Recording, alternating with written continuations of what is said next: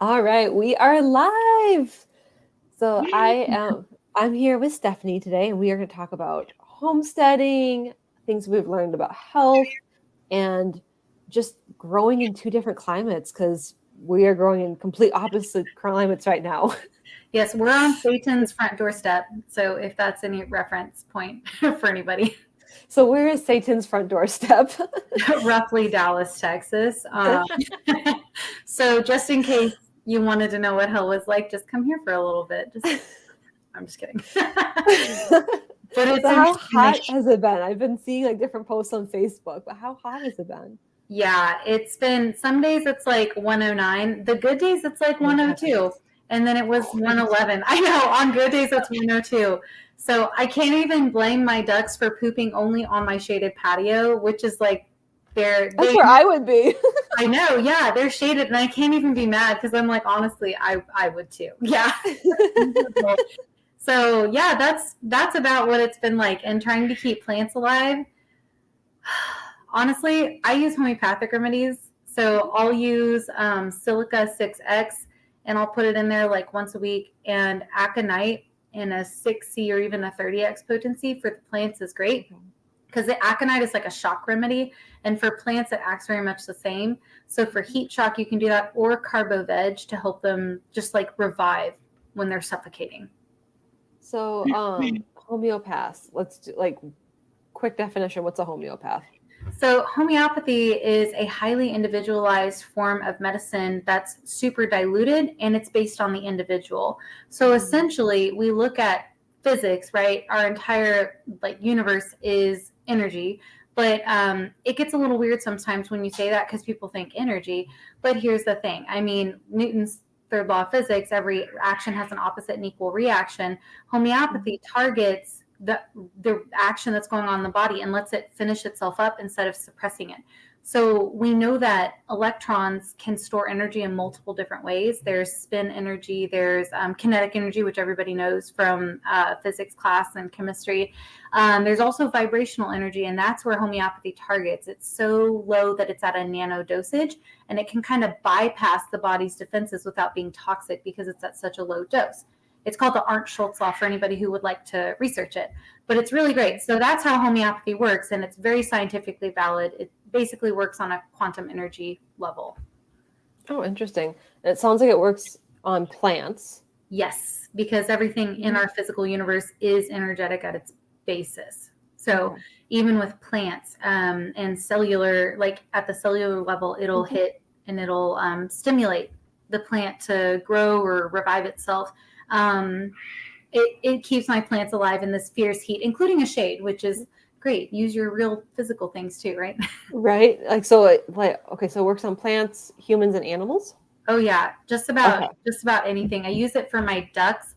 I've put aconite in the water when it's been so hot just for heat shock. And I've revived some, like the quail we lost a few quail to the heat when the power went out. I know, I was like, I'm sorry. Oh. I was like, oh my gosh. But you know what? It was also a lesson. I think that's like 90% of this homesteading. And I know you guys know that too. Like I call you how many times, be like, oh, what do I do? And often I'm like, oh, like what works up here doesn't work down there. And that's like the bad part I feel bad about. Oh We'll my go gosh, into that here. you guys are knowledgeable. So when I don't know, it's, it's nice to have some kind of guidance like, oh, this is a problem, or, oh, you know what, it's probably something you don't have to worry about. But I've even used aconite in a 30C potency for my quail when it's too hot and to revive some of them if they've been through a shock, like a snake eating them and spitting them back up. And that will revive them really quick. What I found, that's my ducks. But I had a few that I had to revive from a snake eating them. And what I did was I diluted 30C aconite, Aconitum napellus, if you're looking for it online. I diluted it in some water, which in a way makes it stronger, but that's because of like the energy distribution. Again, it's electrons sharing stuff, right? Like sharing energy and passing along that message. And water has memory, according to some research studies that you could look up. But anyway, so what I would do is I would just drop it on their beaks or somewhere where the mucosal membrane is. And it was like the water was hitting them, and so they would kind of like jerk, but within a few minutes you would see them start to try and move around. So it was like treating the shock, and it was consistent. So I would dose them about every 5 to 10 minutes, and then when I saw them trying to get up more on themselves, I put it in their big water, and it would revive them within about within a couple of hours. They would be back to the brooder box. Wow. The snake just keeps coming. So you can only fight so long. What's going on with the snake? Oh my gosh, it must be in my house because oh no. I know. That's what I'm just like, I don't know. Like I don't see anything, but they're all slimy, and they're just like in a corner discarded. But I think they're too big now, and I don't think, because I think it must be a pretty small snake. And I have a cat. Can't find it. No. How long have you been looking for this thing? Like, I don't know, a few months. Like, I don't know any snake calls. Like, I barely know any bird calls. Snake calls. Like, what am I going to do?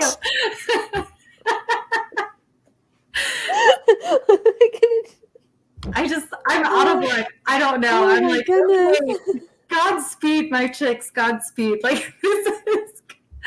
So anyway, it's me versus this like invisible. Yes, I know. I'm talking about the snake. They're letting me know their thoughts about it, right? So yeah, I don't know. And I thought it was taken care of with the cats earlier in the year, because it was like a pile of my baby quails. I know. And then they revived with, again, the aconite. And I'm like, I can't imagine. Can you imagine going through that trauma of like being swallowed? I mean, maybe Jonah did, right? But the rest of us, not so much. I can't imagine something swallowing me. And then spitting you back up, and you're like, what, 3 days old? That's intense. Like, I know. That's why I don't go in the ocean, because everything's bigger than me. Exactly. Like Metallica, you're missing a huge market here, right? About like animals getting swallowed. Like that's metal, right? Know, like that's right? metal. But yeah, so I don't know. If anybody has any suggestions, I am wide open. I'm looking at exterminators, snake traps, but I don't know. They must be really small, because what I was reading is that even we haven't learned to wait our turn to trip yet. So if you hear my duck, it's because they got on top of the heating element that I have in there, and they're just like, man, I'm king of the world. Like, come at me. So anyway, so I don't know what to do. But even if there's this like the space for a credit card to get in, apparently so can some small snakes. And it's so they can get into your doors when it gets hot, or so even if I have the door open a little bit, which is why I'm like, praying really hard that it's not actually in my house, because maybe it is kind of coming in as I'm coming in and out. But I don't know. Or it could be like, it could be underneath your stove. Yeah, exactly. And only God knows what's underneath that. So mine too. Try not to look. It's gonna take it's not for the faint of heart to look under stoves or. No. Yeah. If my dog's like really interested, I'm like, oh, that's not good. Like, nope, we're not doing.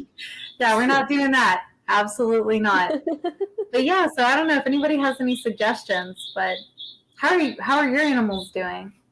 They're good. It's about to get hot up here, so like, you ready for this? Oh, please. Oh, so we've been dealing with so June was hot and dry. It was like in the 80s, and we didn't have any rain. So we were in a drought. Like, Stephanie, you don't even get it. Things were brown.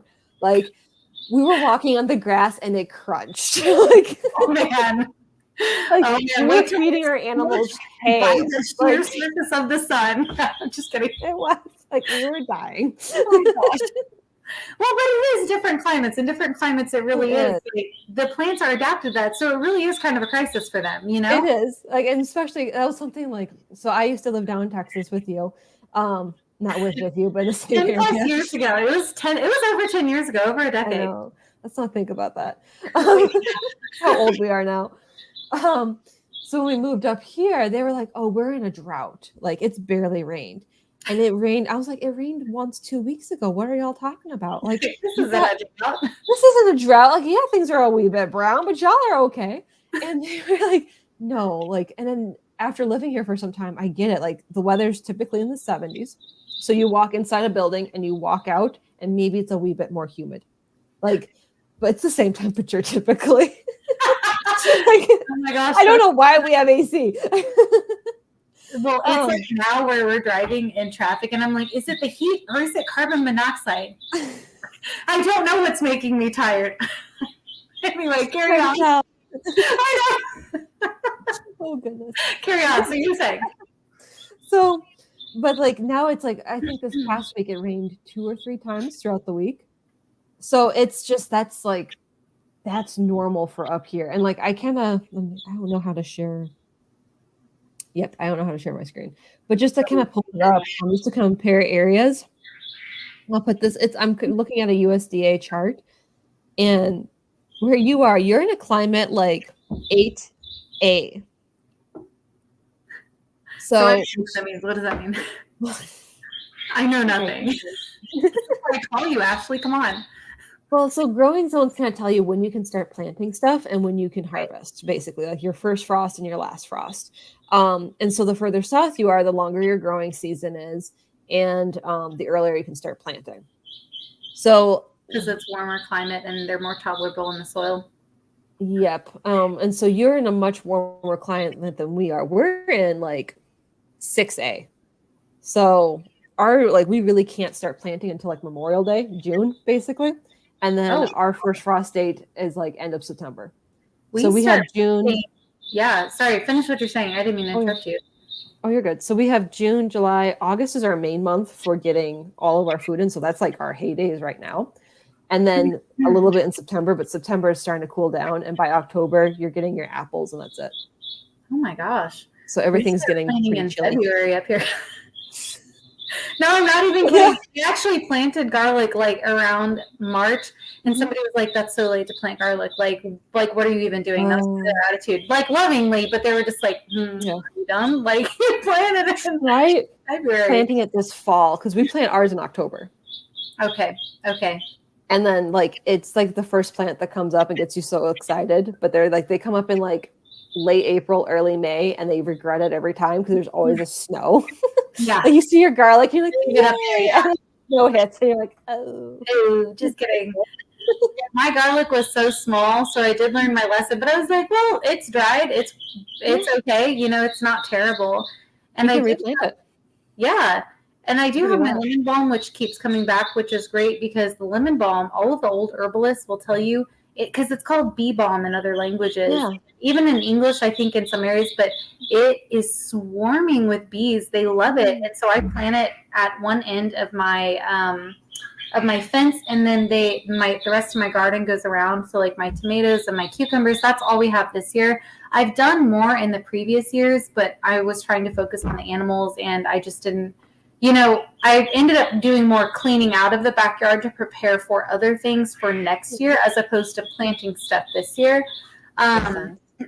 Yeah, and so like a fig tree, you know, stuff like that. But I'm like, I know. That's exciting. You know, it's so exciting.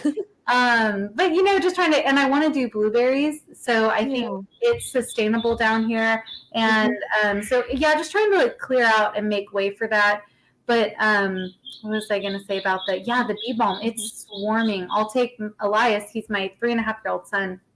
I'll take him out, and it's just buzzing, and we'll just stand there and we'll watch the bees, and you know, I'll point and I'll say, like, see how they're going from flower to flower, and that's how, you know, our plants grow because they carry pollen.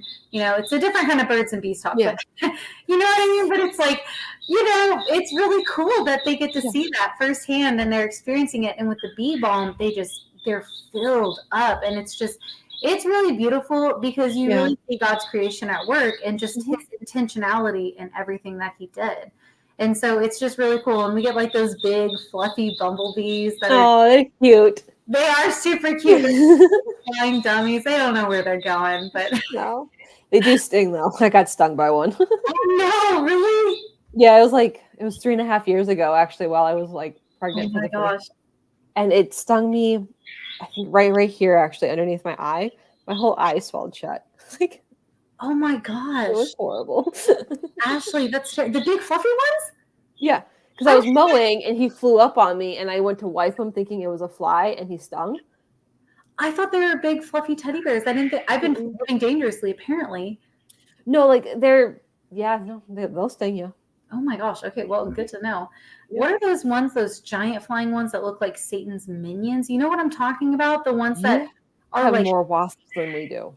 oh, yeah, we have a ton. Everything in We the have South yellow is like, jackets we're going to do it bigger and better, including the wasps. That's, and kill you.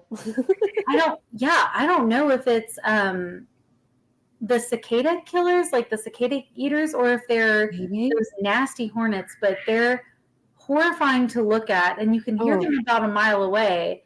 And I'm just like, nope, nope, we're just, no. no, we get yellow jackets. That's it. Oh, yeah, we get those down here. But I guess they don't really, maybe I'm speaking too soon. I was stung once here. It's not my eye. That's more terrifying, to be perfectly honest, because I feel like your eyes are just like, oh, I don't know.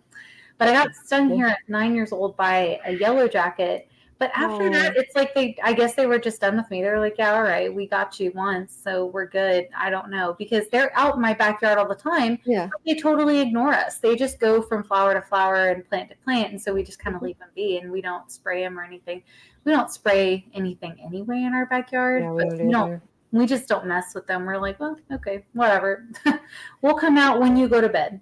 I think our chickens eat most of them because we don't have a lot of pets. Like we'll get ticks early in the spring, Yeah. and then we'll release the chickens, and the chickens will eat them. How do you check for ticks like pretty regularly?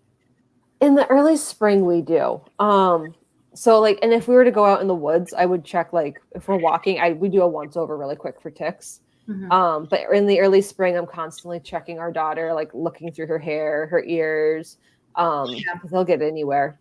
And it's like the big ones you don't have to worry about. It's the really tiny ones you have to worry about. Okay. Yeah, that's one thing that we don't really worry a ton about down here. I mean, there's some areas where maybe, but I've never really worried about checking for ticks personally, at least around DFW, like this area. And it's pretty, I think it's mostly woodsy areas that you need to worry about it. Yep, woodsy, and like if it's been really wet, and yeah, but they're about to go away in a month or two, so little party.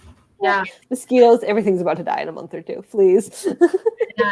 I knew somebody, and they like, not that I'm like, I wasn't like, we weren't BFFs, but I knew them. They were a teacher at a college that they are a teacher at a college that I'm at, and so they actually got bit and contracted Lyme.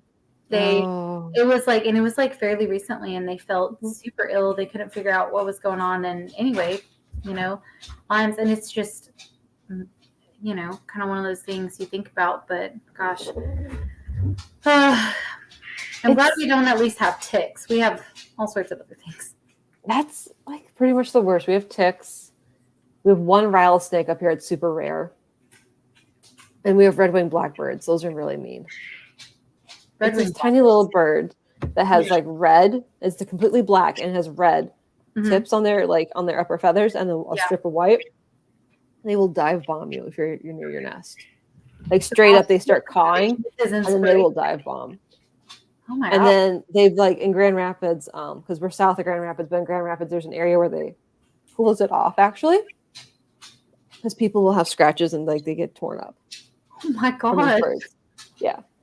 Oh my gosh. Okay, that's pretty intense. But that's it. Other than that, it's great. Oh, and the blizzards. Other than that.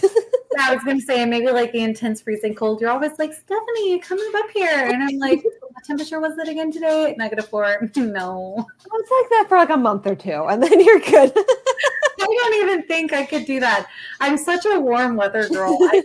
I could sit in the sunshine and just fall asleep and be okay with that. And the ants could take me away. Not really. That would be terrifying. But you know what I'm saying? Yeah. I don't think I could do the cold weather, because when it gets cold, I just want to stop moving completely. That's how I am.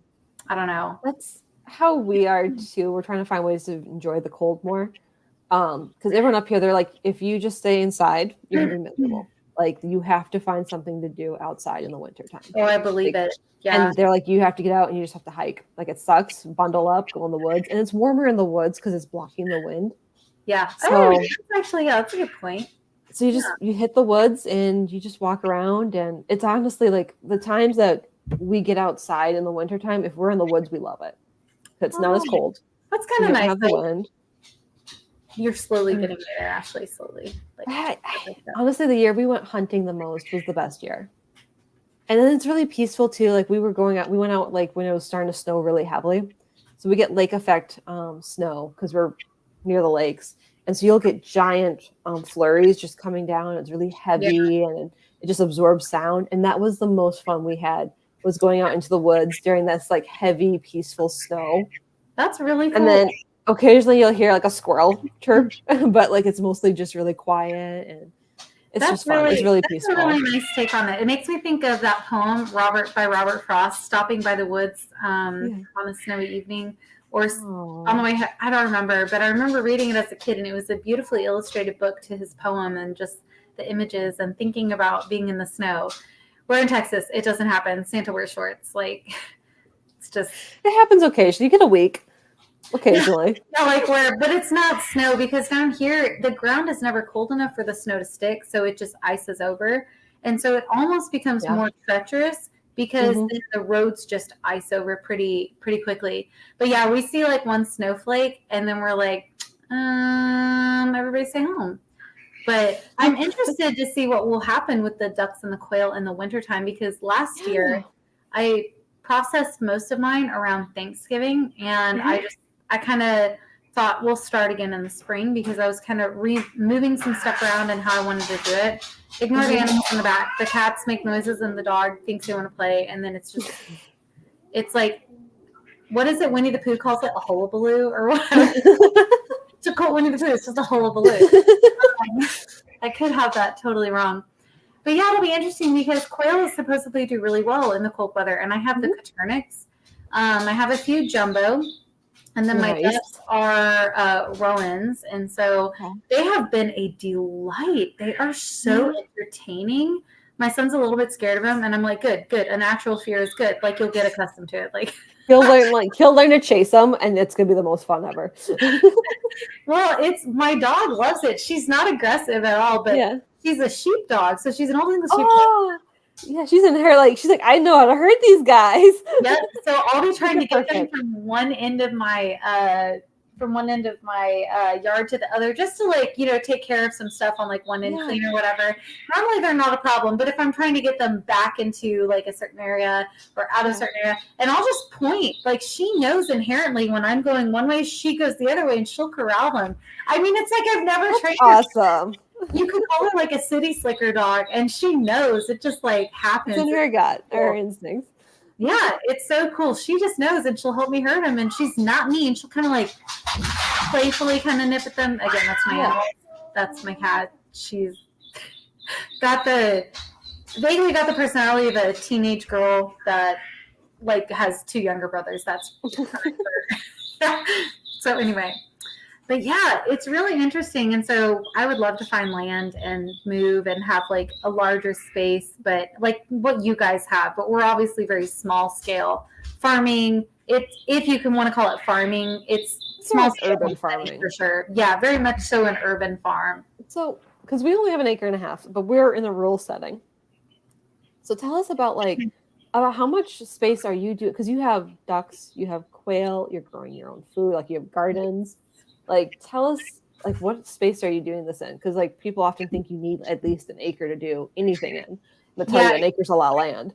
yeah, exactly. It's definitely not an acre. It's probably about like I have my garage, my carport, and then it's probably about one and maybe two more of those, but kind of like put perpendicular. So it's almost like an L shape.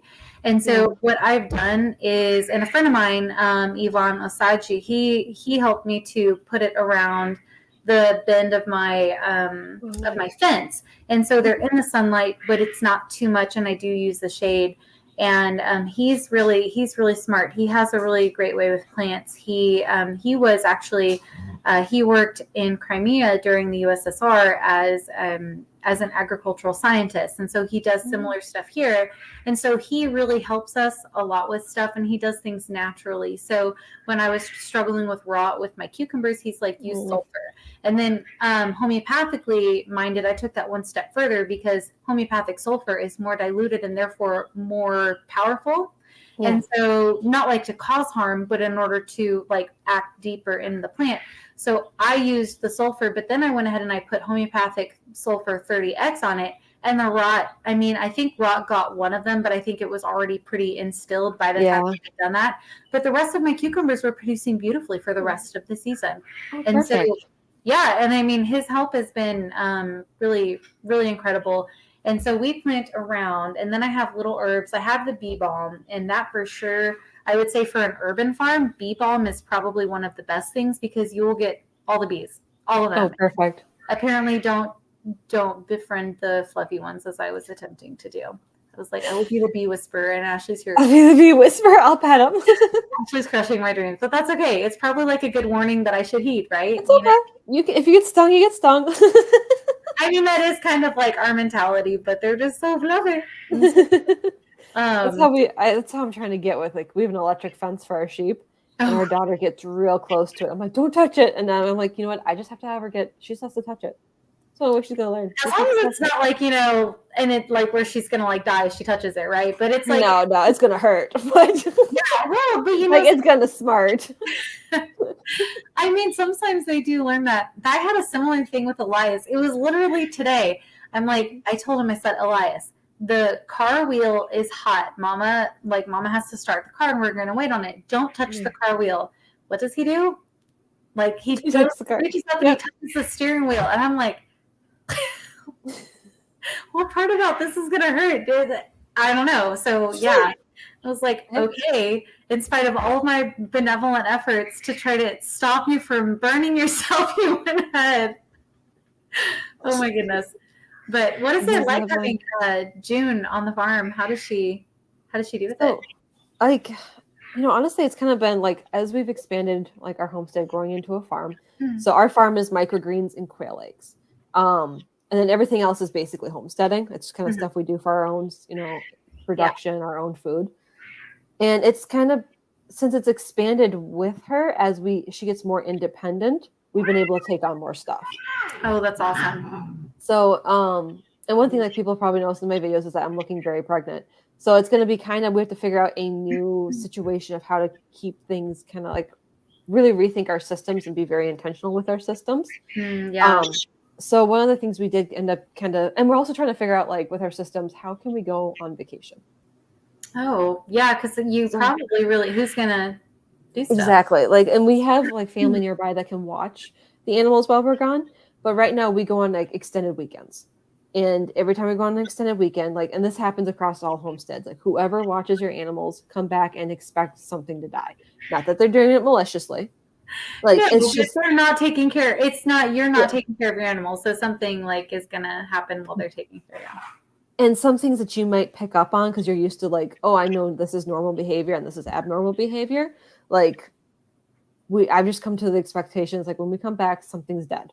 And if nothing's dead, then something in the house is destroyed because one of our indoor animals got to it. Gosh. Oh, well. Don't get me going on indoor animals. It's so frustrating because it's like money down the drain.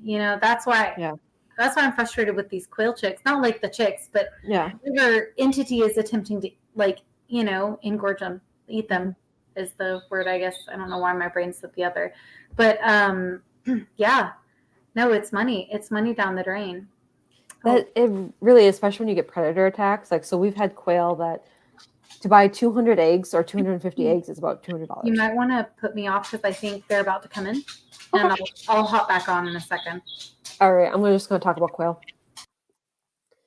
So I'm going to continue just talking about quail. And like we were discussing when something kind of comes and attacks your quail, like, or your animals, how it's money just down the drain. And it's like you kind of feel it a little bit more then it just hits you very personally. So one of the things that we've had to learn to deal with is predator attacks.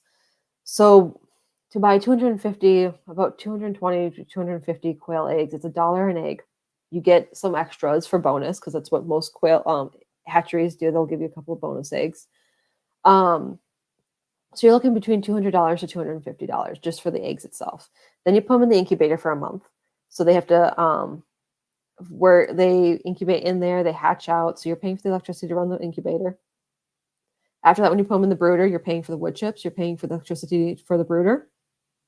And then you're going to be paying for the feed as well. And quail feed is a little bit more expensive than like your chick feed. It's due to the higher protein in the quail feed.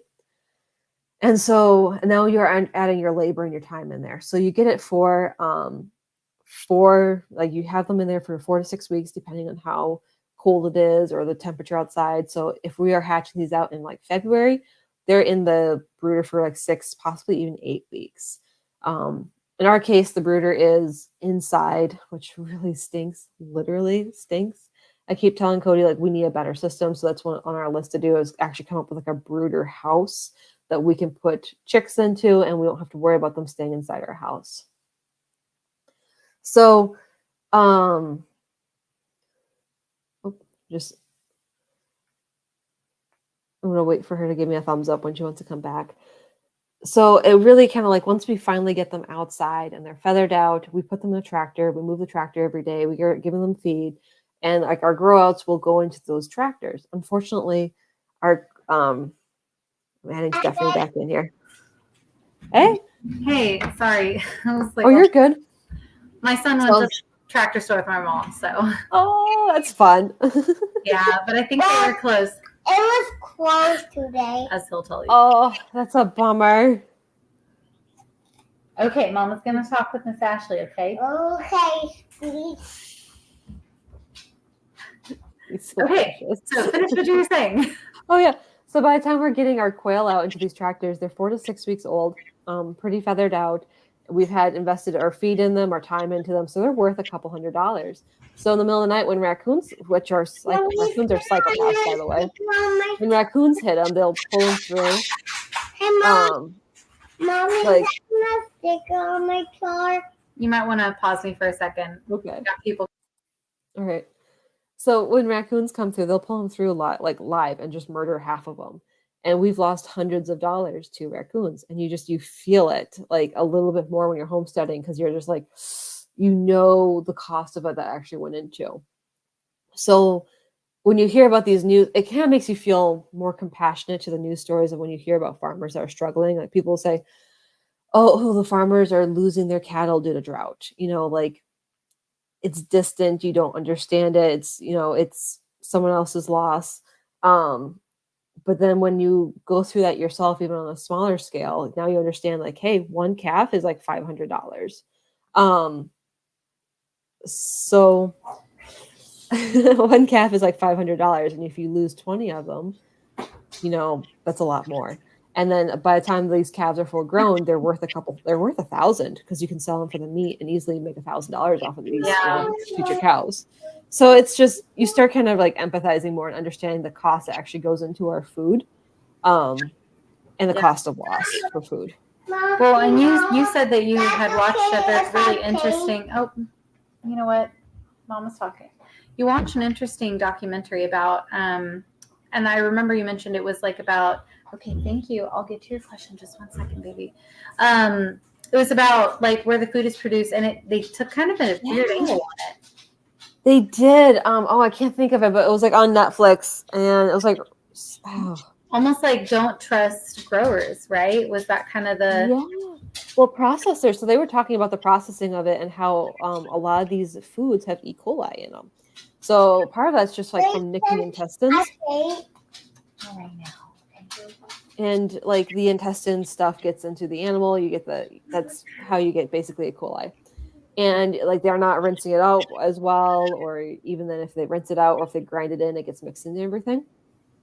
And so their take was, and currently the USDA and FDA are not doing anything to really monitor it, or like they're not doing a great job at stopping it. So you have like smaller people are trying to do their best to stop it, trying to make like things as clean as possible. Yeah. With how many birds they process out, though, like just taking chicken, for example, when we get E. coli in chicken, with how many birds they have processing, that percentage of what are actually having E. coli is very low. Because if you think about, like, I'm thinking about just processing out 60 birds by hand, and it's possible that you yank an intestine out and you try not to hit the bile gland. So chickens have like a bile gland attached to the liver that you don't want to nick that at all, because then that can roil, like, that's all the gunk and that gets into the meat. Yeah. So when you're cutting out the liver, you have to like cut a huge thing around it to get the bile gland out, because you don't want that infecting everything. You have to rinse everything off and kind of reset. Yeah, it's interesting because, I think, and this is kind of the heart of homesteading, is also self-education, Yes. and just making sure that what you're doing, like you're doing, you can read it right now by yourself. Mama's talking to Miss Ashley, okay? Thank you, baby.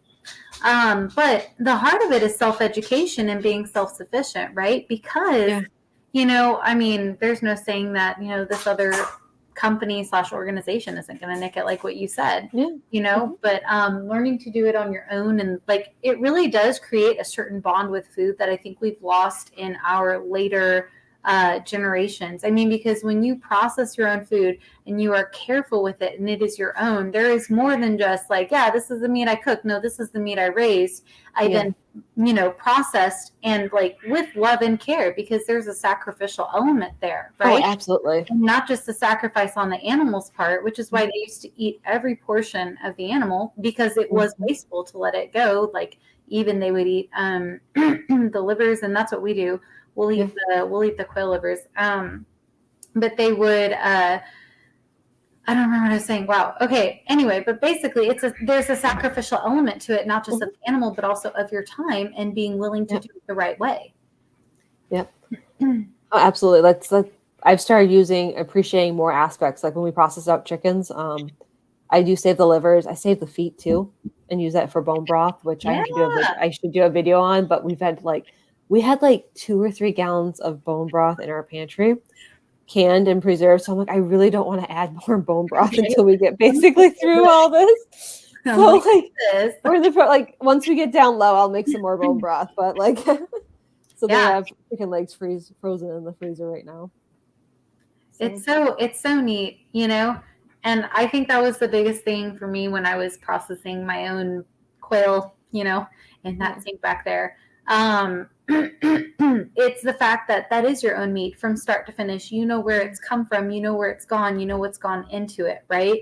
And yeah, excuse me, you are bonded more with your food that way. Like, it is really your food. It's not it becomes a more crucial element, I think, to our lives, and adds more value, and nothing tastes as good as like food that you literally got out your back door. Well, it's like the freshest at that point.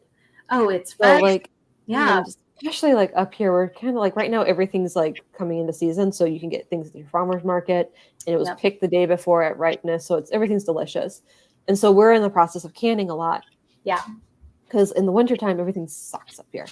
Like, so everything's being imported from South America, and think of it like, so from Dallas, when we moved from Dallas area to up where we live now, like when my family moved here years and years ago, it was a 17-hour drive straight.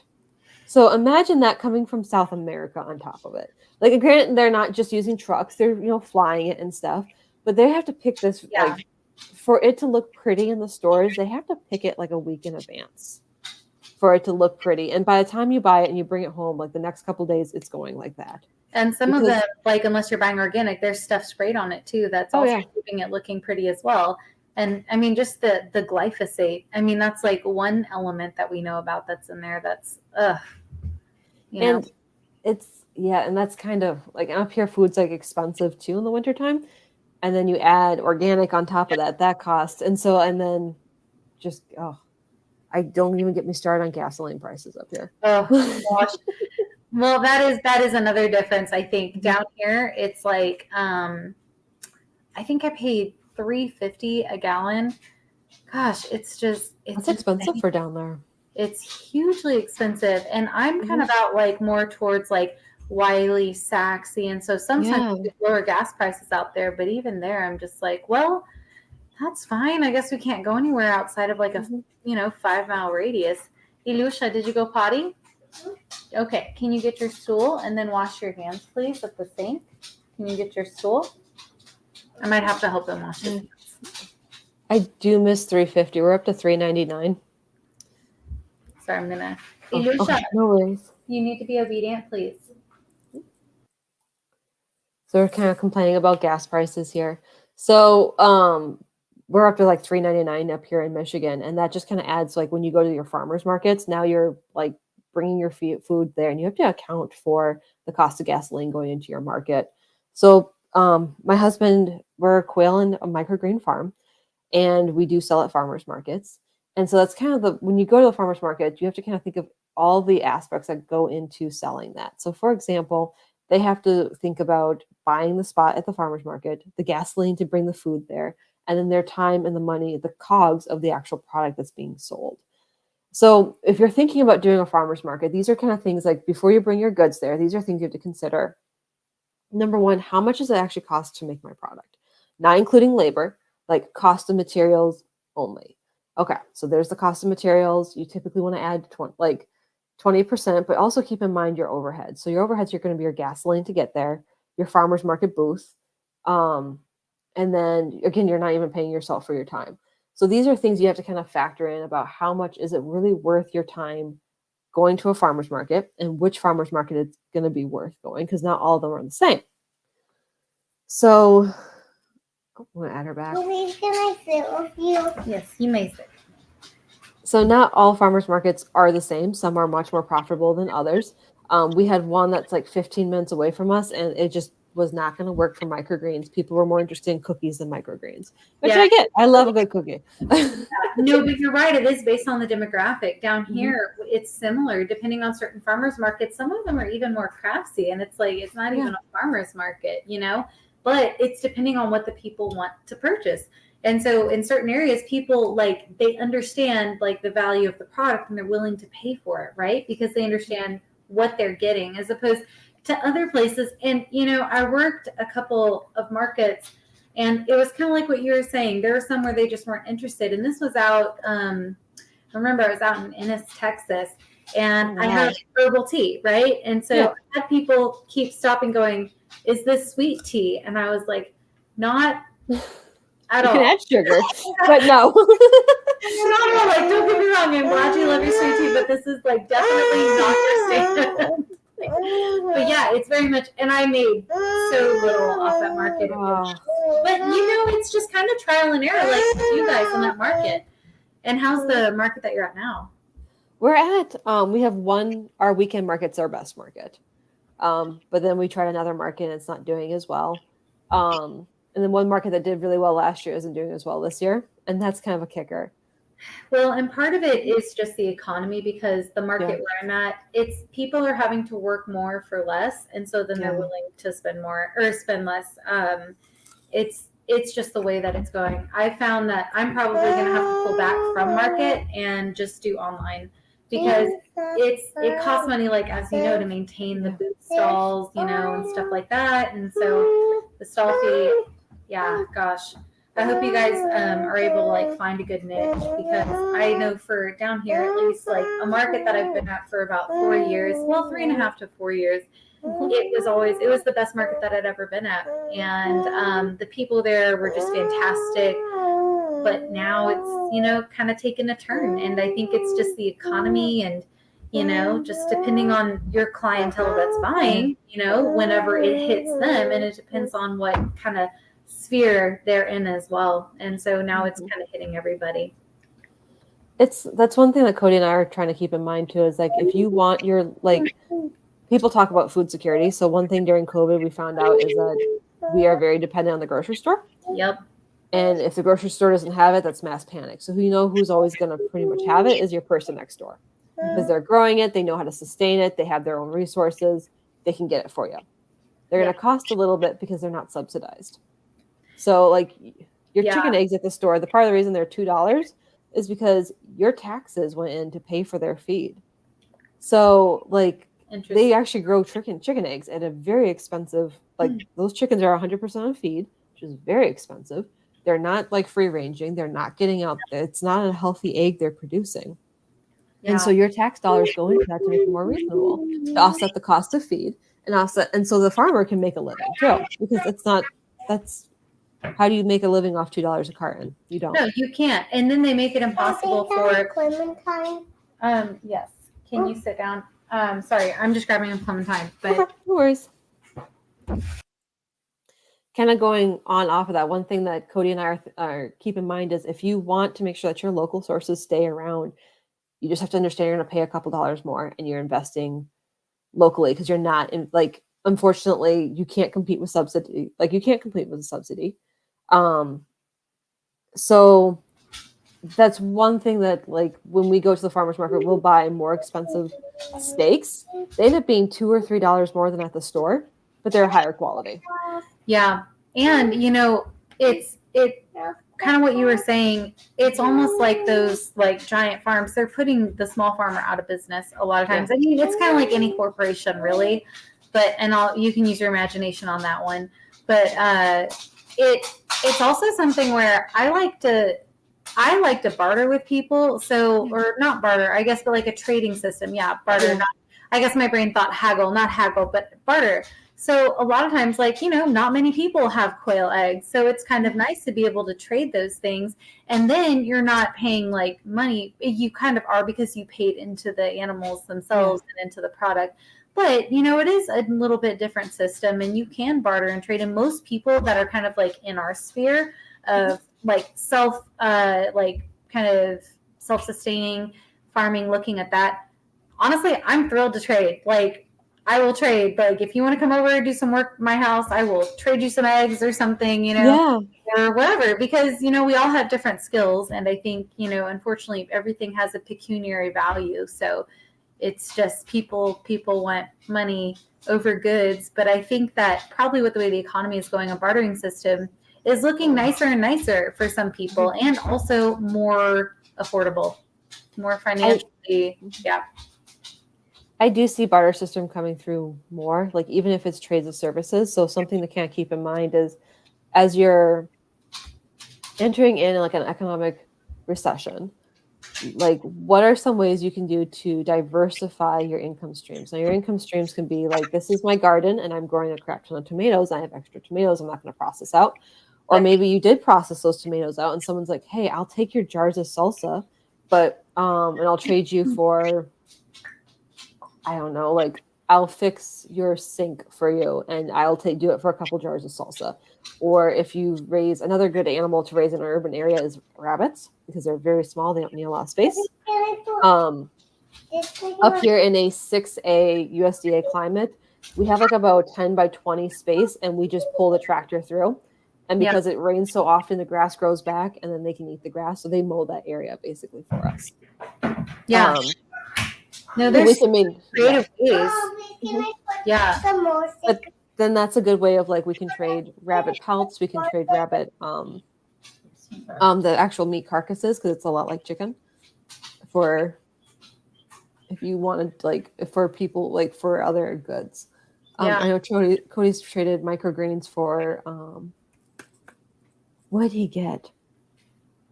He'll get food at the farmer's market, but he'll trade microgreens for it. Yeah. And then you also know that you're supporting other farmers too, because, like, yes, we do need to pay our rent and stuff, but it is nice to trade with people. It's kind of like old world style, but also very genuine. Like, I put my hard effort and work into this, and you put yours into that. And so it's not necessarily financial value as much as it is like, like heartfelt value that's going into it. Like, this is for me, for you. And I think it adds more value to the person and to the work that's gone in as well in a barter system, as opposed to like, here's some cash, there's more love and it's more personal.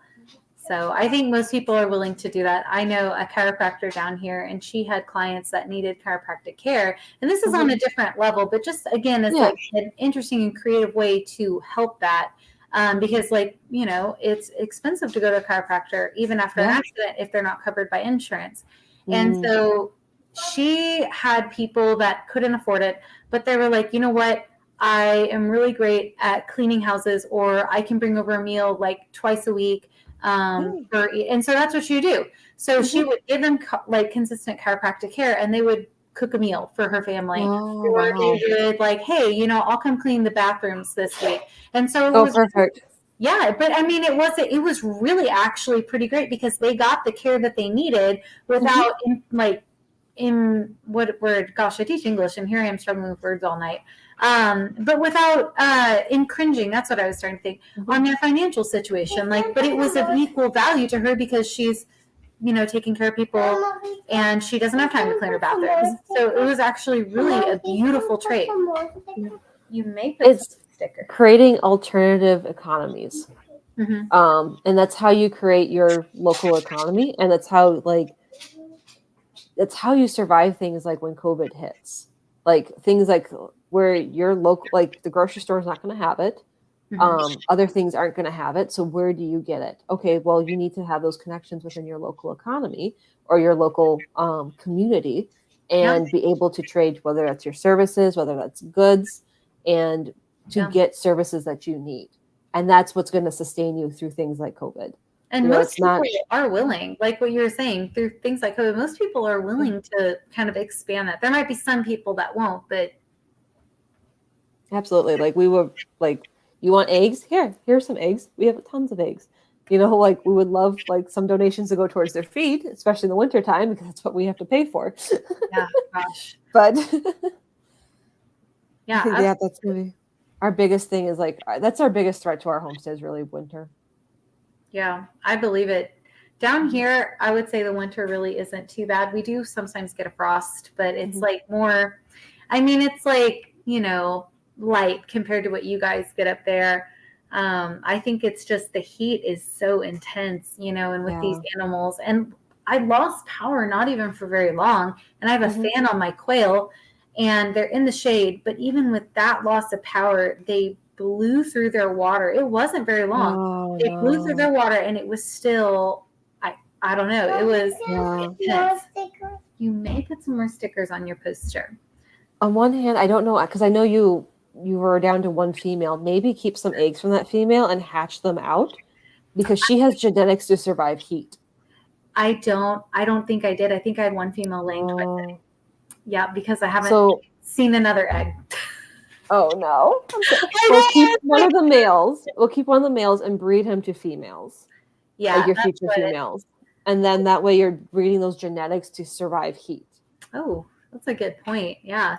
Well, I'm hoping that these guys, we have a few females. I mean, honestly, the 20 chicks that I started out with, the snake has taken them down. I mean, it's like, I think I have like 5 or 6 left. I mean, like, I'm not even kidding you. And I just thought, am I doing something wrong? I know like they're taken care of.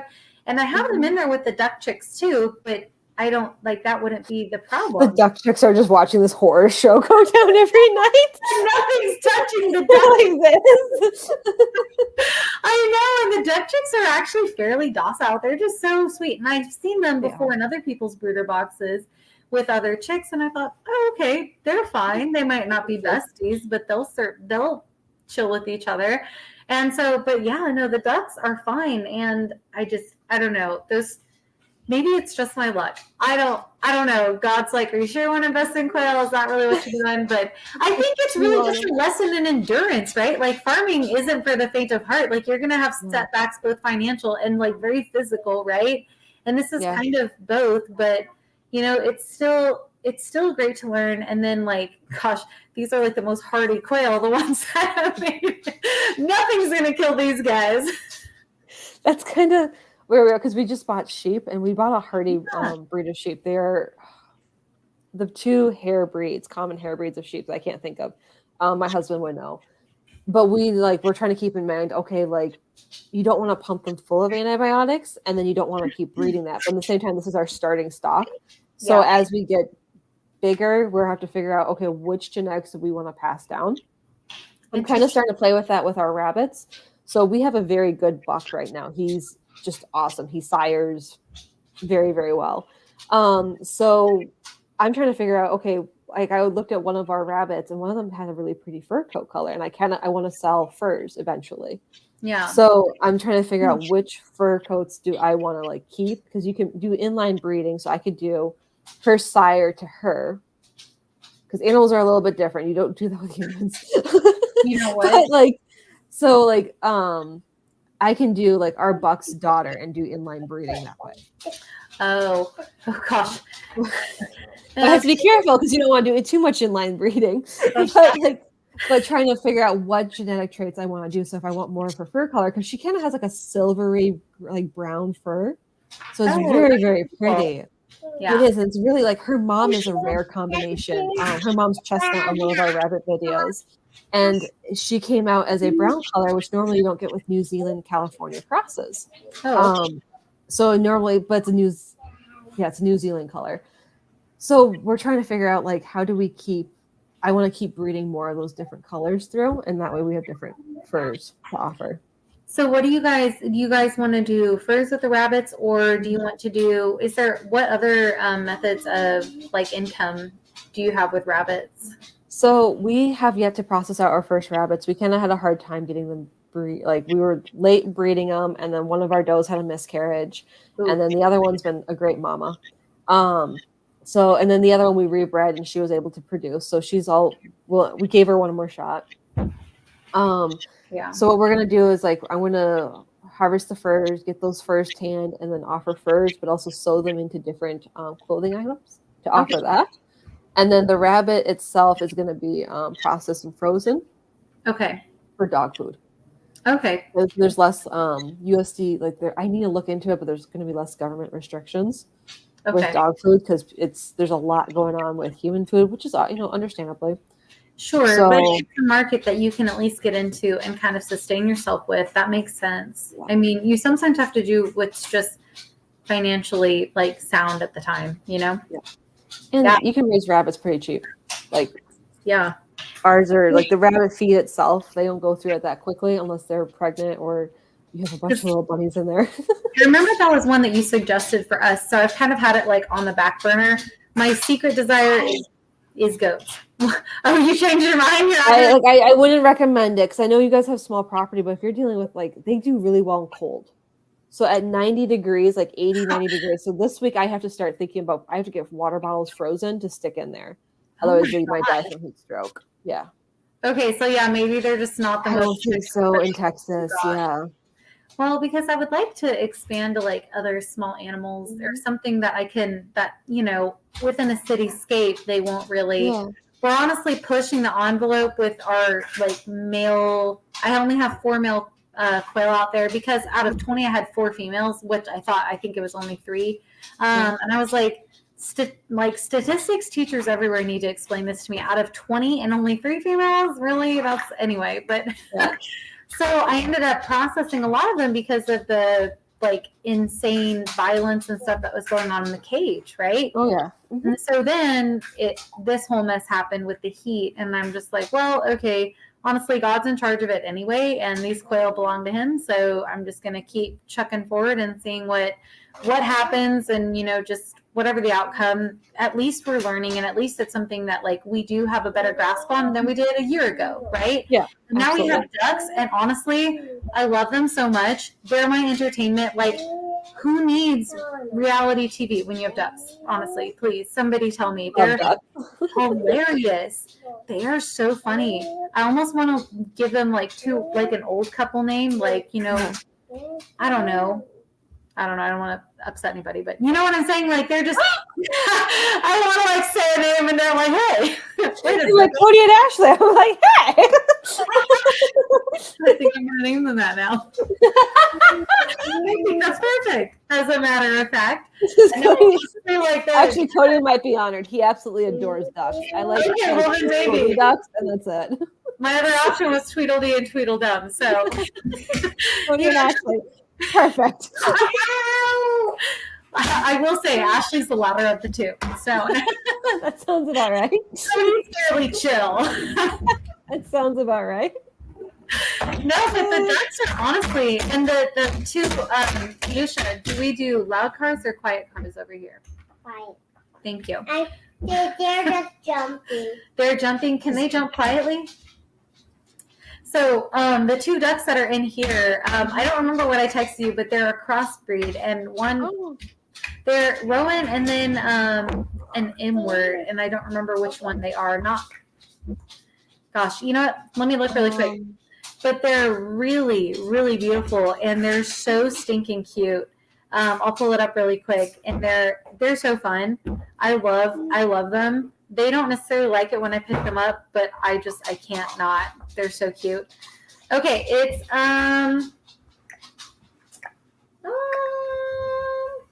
I'll never actually find it. Ugh.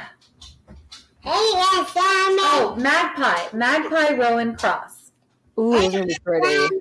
Okay, that's Miss Ashley. He's just We're saying silly things. No. Do you like your ducks? Do you want to tell Miss Ashley about your ducks? No, he's quiet. No. No. You don't want to tell her? What about your chicks? Do you want to tell her about your chicks? Do you help with the chicks? Okay. If we're going to be silly, I'm going to put you down over here. But if you want to tell Miss Ashley about your chicks, you can do that. Do you like the ducks? Okay, bye. Okay, nope. Do you need to go over there? Mama's talking. Are we going to be serious? Yeah. Okay. Why don't you tell Miss Ashley about your ducks? I don't know. You have a duck? Yeah. Do you help give them water? Did you help Mama this morning? Yeah. What do you do? How do you water them? Where do they like to play? In the water. Water. We have like a little back, and so I'll just fill it up, and then they'll like swim and play. Oh. So it's really nice. They love it, and even in the heat, like I said, they're pooping on my patio, which is like yucky, and I have to spray it down. But honestly, it's the only shaded area. And I met somebody at a tractor store. Nope, that's Mama's mineral water. Please can I have it? Not right now. I met somebody at the tractor supply store, and they were getting duck food too. And I was like, "Oh, hey, you guys have ducks?" They were like, "Yeah." And I just kind of looked at them. And I'm like, "Do yours poop on the patio too?" Because I'm like, maybe I'm the only one that has this very unique problem. I don't know.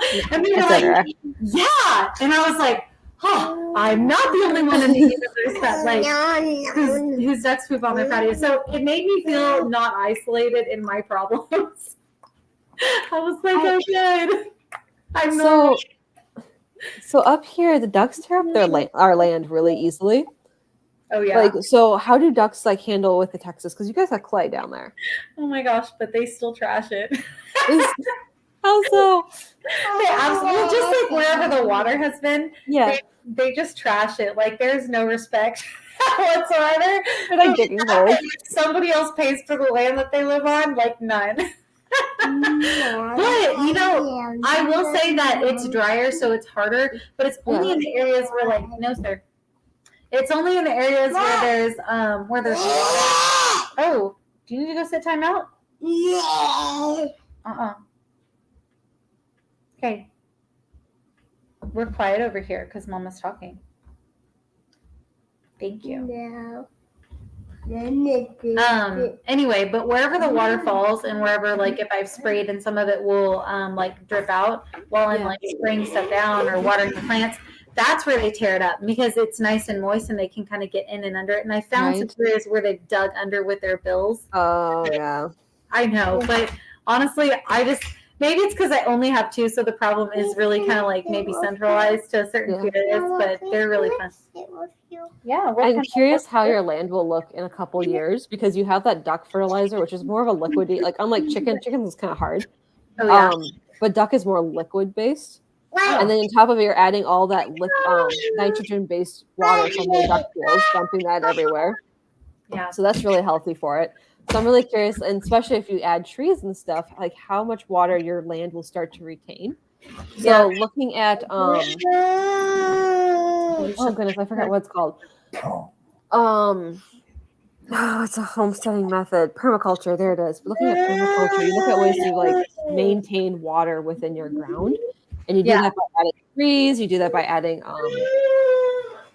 bioswales are another one too. Swales, like you dig the water collects down there and soaks into the land.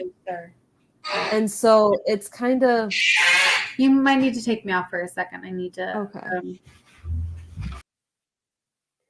So thinking of like a permaculture stance, like especially when you're in areas like Texas where you don't get a lot of water, you have to think about how you use your water and how you're collecting water and how you're storing it, not only in like rain barrels and stuff, but actually in your land. So for example, I believe they're called bioswales. It's kind of like a loop, like, so you have your higher land up here, then you have your lower land down here. And so the water will collect down here in the lower land and sink into the soil. And then your water will start to store it for you. One tragedy about having our modern day lawns is that it's just grass, and the grass has very shallow roots, but it's also like that's not going to be storing your water. Trees store water. If you cut out trees, you kill your rivers basically. Yeah, So and our soil has so few nutrients too anymore. it does, yeah, and because it's only having one type of diversity, and on top of it, we're spraying everything constantly. So that's getting into our groundwater, it's getting into our plants, and so you can't even like dandelions, for example, are a very useful weed. You know, Oh you can yeah, eat the leaves, you can turn the flower into jelly. I didn't do a great job turning it into jelly this year, but we did try. And it the tastes roots are also incredibly healing oh too, yeah. like to your liver, to your kidneys. Mhm. It's the roots are amazing.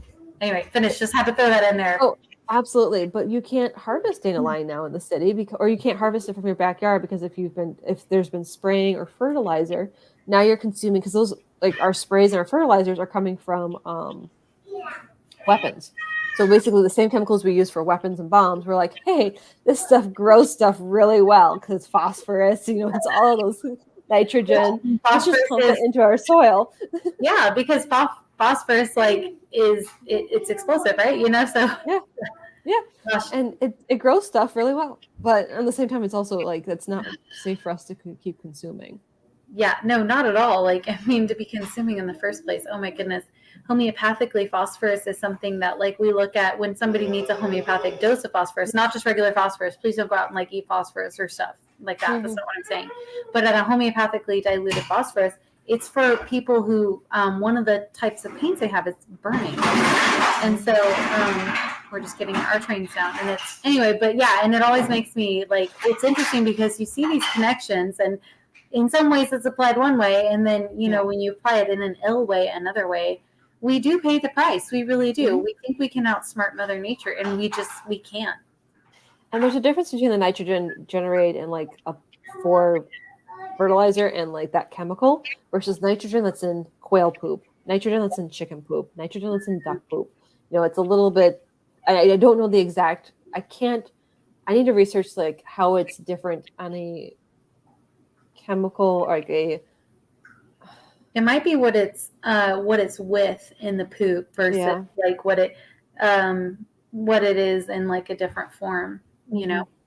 Yeah, How it's because even like what we breathe, most of our mhm. air is nitrogen. If Oh yeah. we had mostly oxygen, we would burn up. I mean, oxygen Mhm. is so like combustible. Mhm.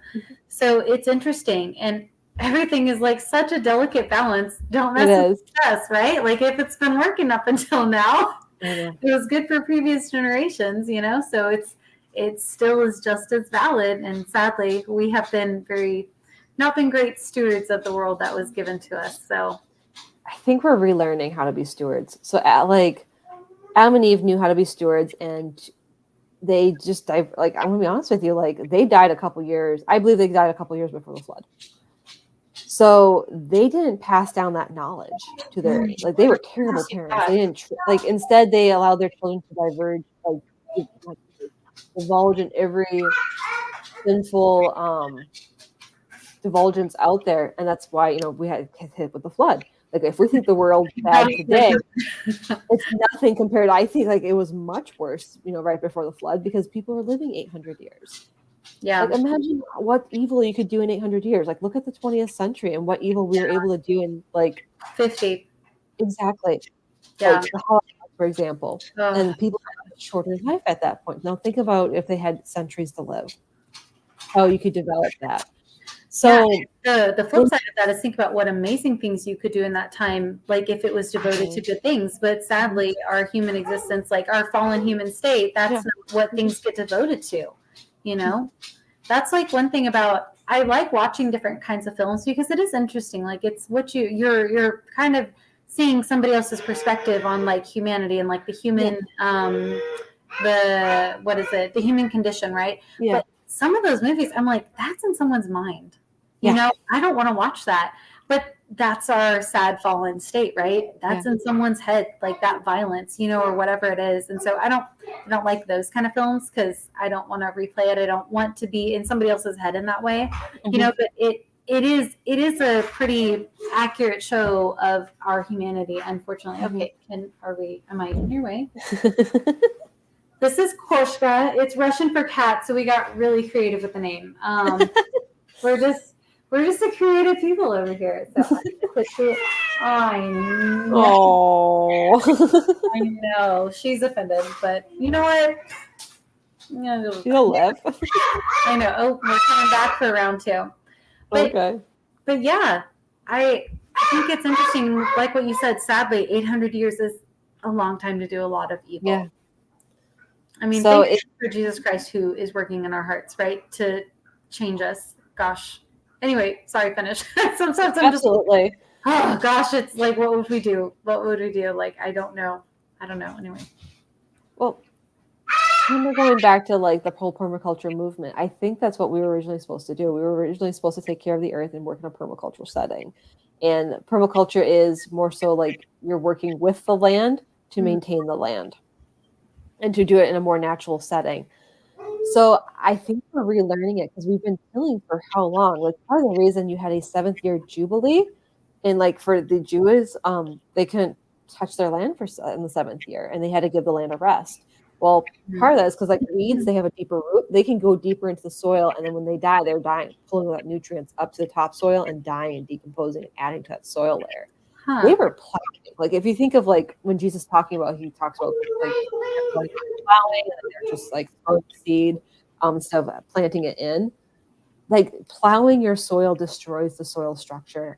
I need to post this on our Instagram, but the difference between a constantly plowed soil structure has no substance versus a non-plowed soil structure. So they put both of those into like a netted bag, poured a bunch of water through, and the one that was plowed constantly it just dissipated because the structure itself of the soil was so destroyed by being constantly plowed through. So interesting. And Cody, like he helped out some family members with their garden, and every year they're plowing their soil. And he's like, yeah, like I went to put the tiller through and I just sunk through and went right through. And I was like, did you see any worms? Did you see any like life in the matter? He goes, no, I didn't see anything. Oh, wow. And everything tilled up, even though it had rained like the day before or like 2 days before, the soil was completely dry.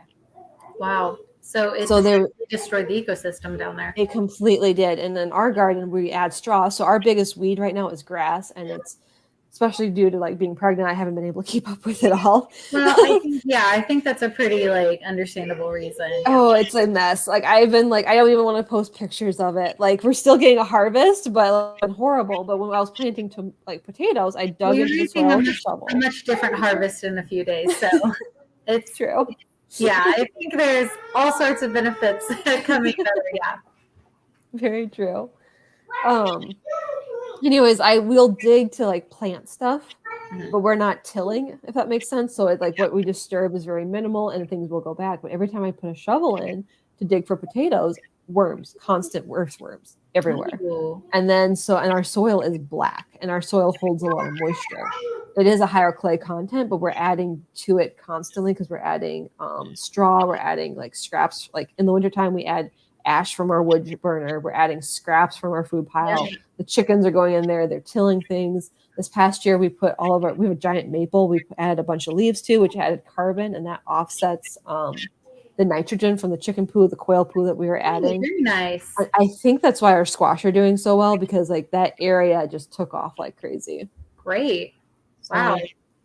Yeah, working with the land. And there's so much there, and especially when you're combined. Yeah, he's being like car noises. I love it. Lightning McQueen. We're just our race car dreams, and that's great. Oh, that's awesome. But yeah, when you're working with the land in its natural setting and using its own, I guess, like you don't have to add anything man-made. Like it's there. I guess that's like kind of where my head is going. It's already there. You just need to utilize the resources, and it's an art and a craft. You have to learn how, right? Because like there are generations of people that have done it and are saying, hey, this is how we do it. I remember I was in 6th grade and our teacher asked us this question. She said the phrase red at night, sailor's delight, red in morning, sailor's warning. And she asked us, she was like, is this a reliable saying?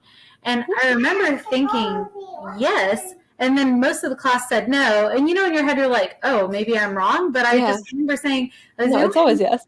But I think there was like a couple of us that said yes. And the other kids were like, no, they don't know what they're talking about.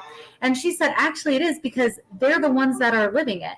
So these generations, that have this knowledge, like, even if it's not like scientifically, like, I don't know, like if it's working, it's working. There's some science there, right? Like we see the results, we reap the benefit of it. And so the generations of people that have been doing it, and they have inherent knowledge of the land that they're working. And like what you guys, like, you're picking up on what's going on with your squash patch because you're intimately involved and the changes. Squash is the whole garden at this point. It's just consumed everything. Well, it's like a parent and a child. People can sit there and tell you things about your child all day, but you are still the one that is intimately involved with everything that's going on. You are watching and observing their growth and their behaviors and things that have changed. It's the same with your garden. Yeah, exactly. And seeing it grow and seeing it develop from when we first started to now and how it's changing. It's fun. And I'm kind of curious about how, like, as you learn how to work with your land, because like I feel like we're so spoiled up here that we can take like we don't have to worry about rainwater collection.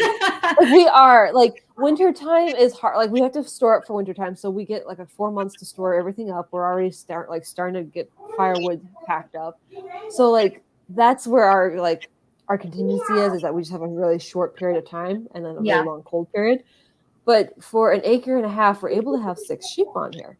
Oh yeah. And that's like in having sheep, like you can't take, I say 6A is our growing zone specifically because we can have 6 sheep on a 6A climate.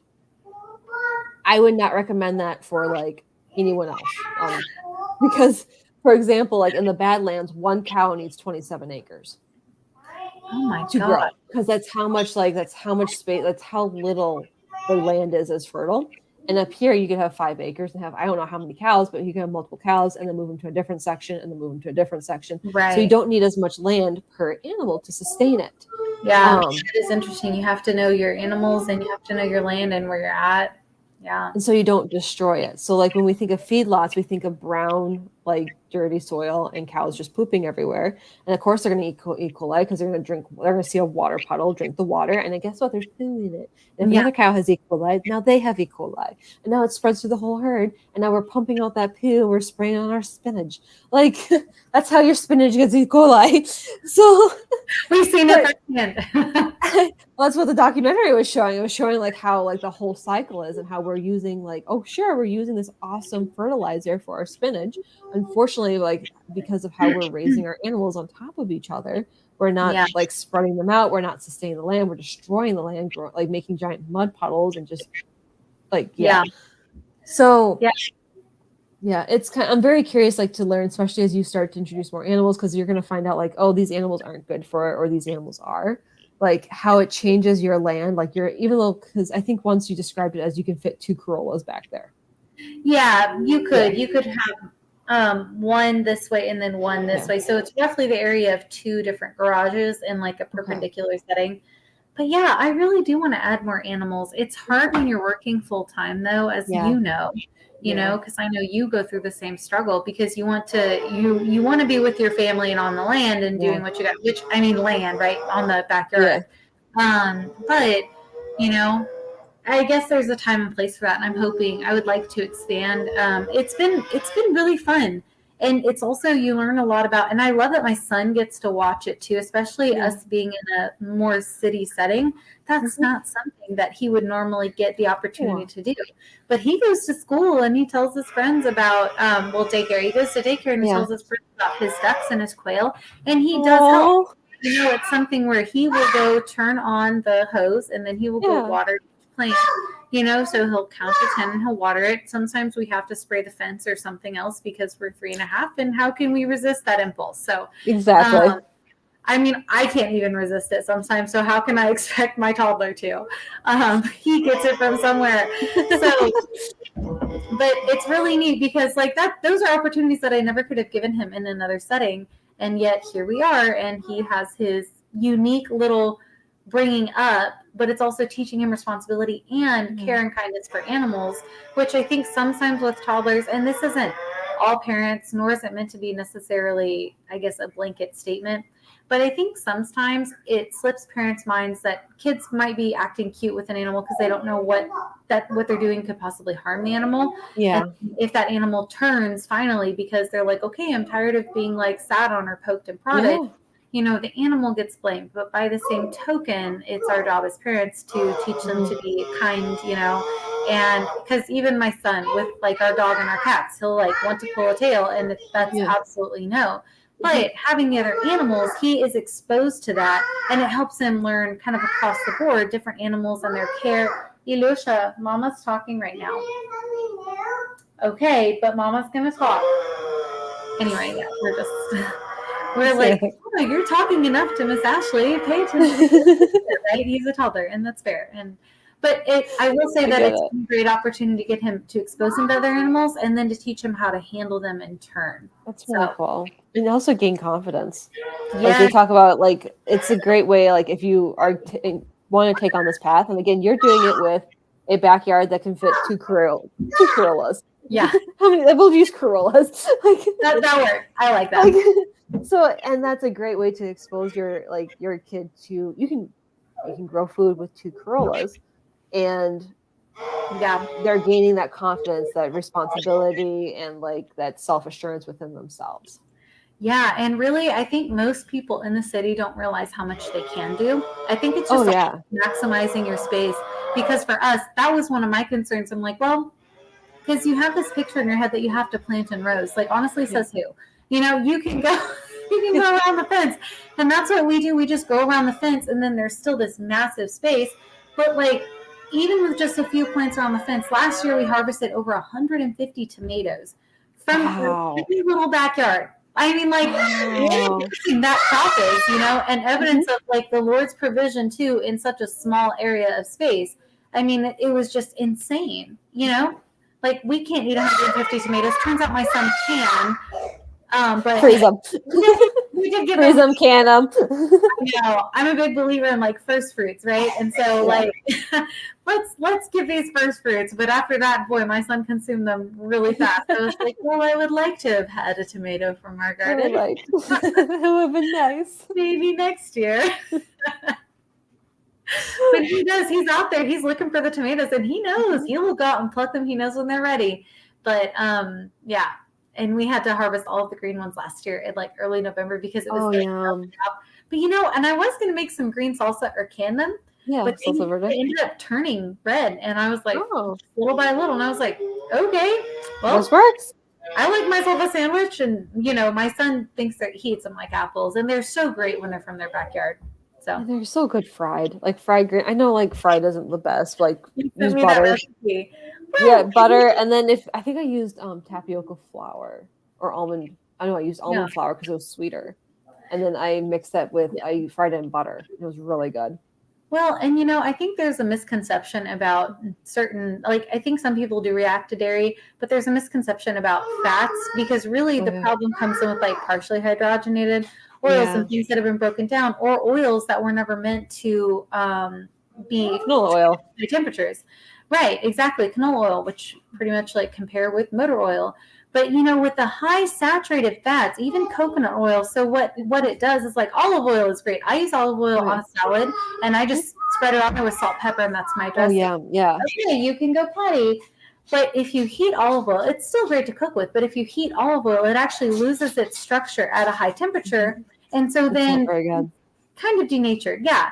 But with something like coconut oil or a raw butter, something like that, any kind of like good saturated fat, it can be heated, but it doesn't lose its structure, or it doesn't lose its integrity. Yes.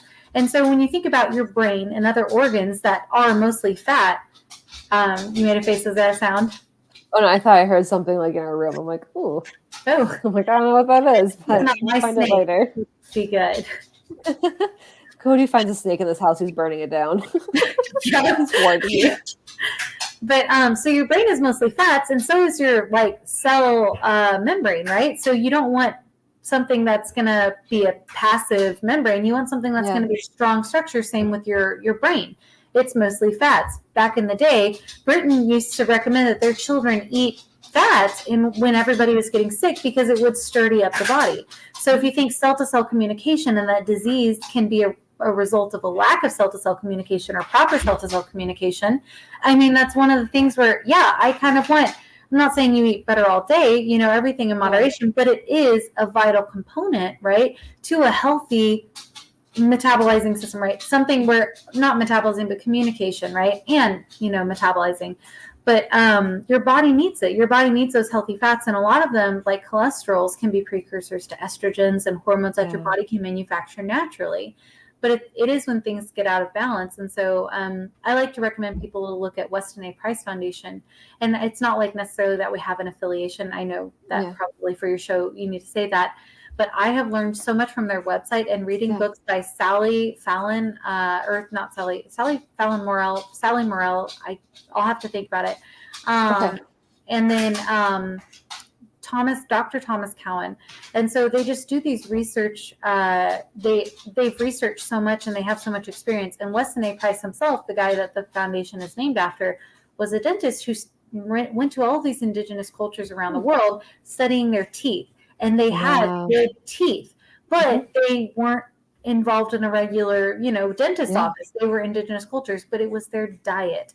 And so they were eating naturally and consuming good fats and, you know, healthy parts of the animal. Like it was a good diet. Anyway, you'll have to read the book. It's really interesting. I haven't read it fully yet, but just reading those different authors has helped me gain a better understanding of what the food is doing in my body and where it's working best and why maybe, you know, my body, I think what is it? Nurturing Traditions. I've heard that one. Yep.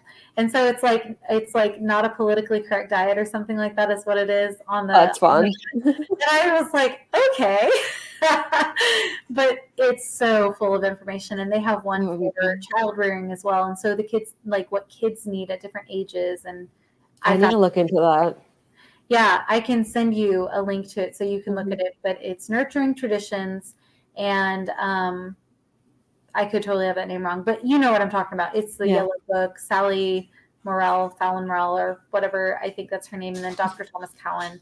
And again, no affiliation, but these people I have found to be super helpful just reading what they have to say. So, and understanding my body and what the relationship with food is. Because I think we go to war with our bodies on food when really it's just kind of like restructuring a relationship with it instead is what's needed. That's like, I really like that because everyone says like, hey, I'm going to go on this diet and I am going to like beat all these cravings. I'm going to go like really hard strong. I'm going to go like hardcore keto, hardcore paleo, nothing against those diets. But just for example, it's a mindset of I have to fight myself instead of I need to restructure myself. So that could be, I really like that phrasing. I have a friend that said it that way. And I just thought that's a really beautiful way to put it because it's less about a fight and it's more about just kind of repairing a broken relationship, right? With food and what we put into our bodies and what our bodies have learned to trust or not trust us with. And also how we reestablish our relationship with food too. Absolutely. And so like if you're on keto and you go have a day that you didn't follow keto very well, you're like, oh, I suck. I'm off my diet. No. You're just in this restructuring process. It is. And, you know, keto doesn't work for everybody. And I think a lot of times what they don't realize is that with these like modern keto diets, they don't actually get the body into ketosis. And so what happens, here's your stool. Please wash your hands. Thank you. Keto diet was originally, and I learned this in Dr. Natasha Campbell McBride's. Oh, let me turn it on and then I'll finish what I'm saying. It's really interesting about keto diets and their I'm definitely curious about that because Cody and I have been on and off keto. And I've been paleo in the past, and paleo was, I really enjoyed paleo. But I also like milk and cheese and all those fun stuff. Okay, grab your hands, buddy. Good job.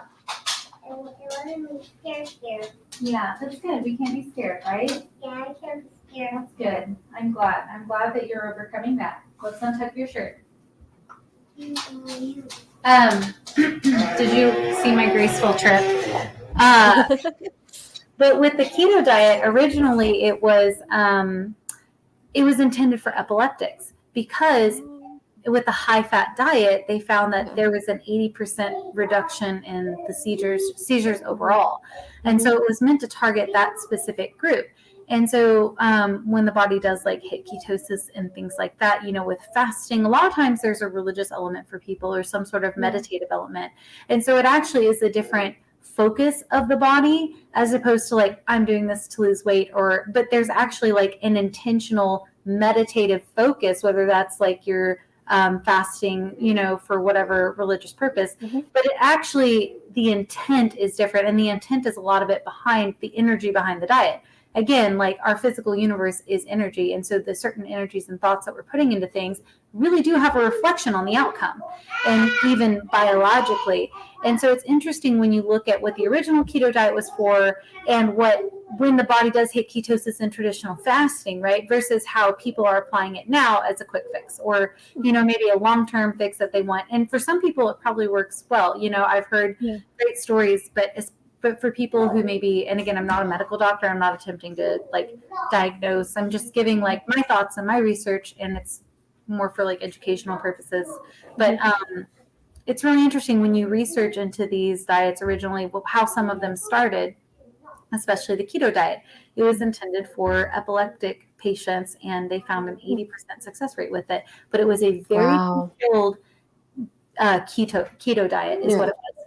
Extremely controlled. Very medical based. It's not like, hey, I just read this book and I'm following this like the hospital had to put the food together, and they did this. They did with children. Yep. And you can read about that in The Gut and Psychology Syndrome by Dr. Natasha Campbell McBride. I loved that book. I read through it probably too fast. I was like, oh my gosh, there's so much information. And I would go back and reread it. But I mean, just so full of information and great ways to kind of help reset the gut. But yeah, so I would highly recommend. That's my child. He's living his life, guys. Just, we gotta love it with him, right? But yeah, and again, no affiliation, but gosh, there's so many great books and people you can read and expand your mind and knowledge of your own body. It's very, it's very freeing. Yeah. So we're coming up on an hour and a half here. So I think we'll definitely be regrouping next month and having like another little podcast session. Do you mind sending me those like those book names, and I can put links to them in the description? Okay, sounds good. And where can people support you? Because I don't know. Where how can people support you? Because you said you sell herbal teas, and I can tell you, like, as someone who drinks your herbal teas, they are absolutely fantastic. Like your sleepy time tea, like I tend to be like a very high strung, like hyper person. So like me drinking it knocks me out, and it does a better job than melatonin. So, and that says a lot. It's a muscle and a nerve relaxant. So just don't combine it with medication, because no. But I'm so glad. Oh my goodness. Yay. Well, so I do sell. Oh, sorry. Finish your question. Oh no, go on. Just to answer that question, I do sell on Etsy. I will say for Etsy right now, with getting products in, it takes me about a week or so to get the order out and then shipped. Only because with different products, it's just stuff is behind. And so what I'll do is I'll go to the kitchen a couple times a month. So whatever closest time those orders are put in, and whatever I'm going to the kitchen next, that's when I'll get those orders done. Okay. So it's not going to be a fast process, and I'm sorry, but it's just me running this show. But I will say, order on Etsy, and twice a month I'm shipping stuff out. So that's and or you can just simply email me, and I have it. I can send you my info, or I'm on Instagram, LOV Teas and Herbs. What is my Instagram? LOV Teas and Herbs. So Lily of the Valley Teas and Herbs. And if you follow Ashley, then I'm on there as well, so you can easily find it. But yeah, put in an order, and twice a month I'm shipping out. So just don't. Etsy will say this will ship out in 3 days, and they're lying. So they're lying. They are, and I will message and just say, hey, I'm waiting on this to come in. Yeah. So that way people know. Okay. No, definitely for sure. And they're all organic. Everything about like your teas are 100% organic. So it takes time for quality. Yeah. And if you need something specialty, so like one thing that I do is there's like a chiropractor's office around here, and they use my kidney cleanse tea for people that are struggling with stones or bladder infections. And so if there is something specific that you're looking for, then I can usually blend to that, unless it's something like, one time I got a request for some herb that's like highly dangerous, and I'm like, no. Yeah, I know. I was like, am I? That's a lawsuit. what I was like, sorry, bud, can't fill that either. So, but if it's something like, hey, I'm looking for a kidney cleanse tea, or oh man, I would like a detox tea for my liver, or something like that, I can definitely assist you and find something specific. Or I want a tea to assist in my hypothyroid, just to support the system and what it's going through. We don't claim cure or anything like that.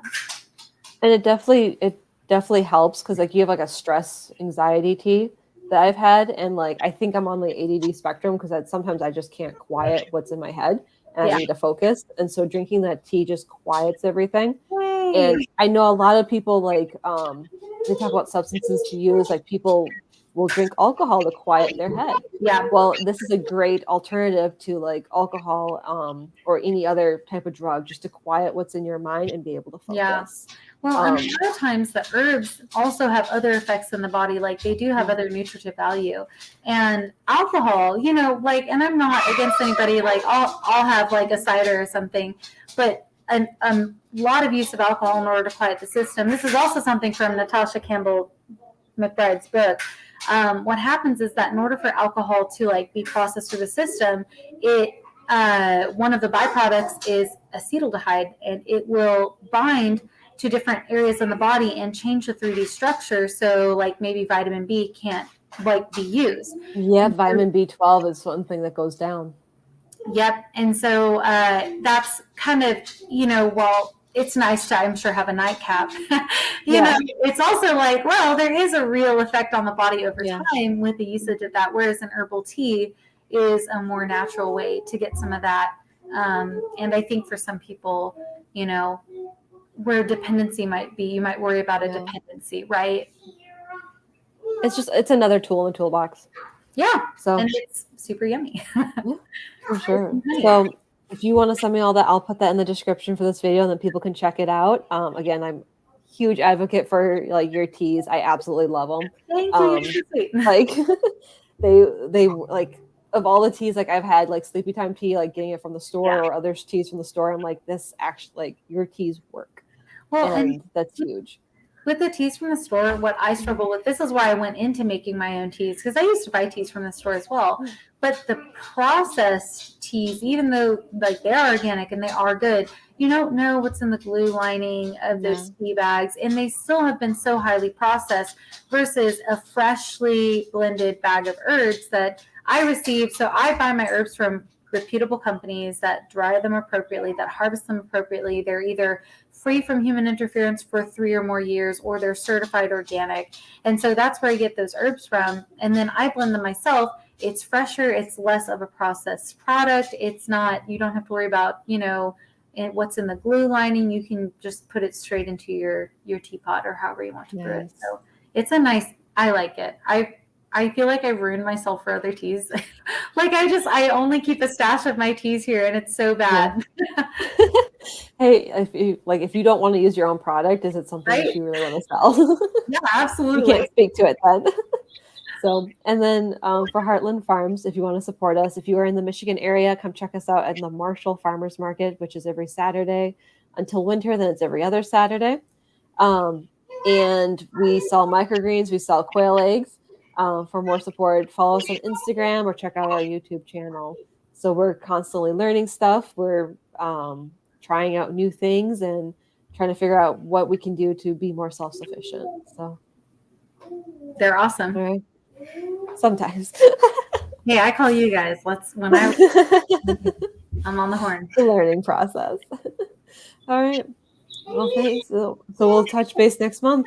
Okay, sounds good. Thank you so much. All right. Thank you.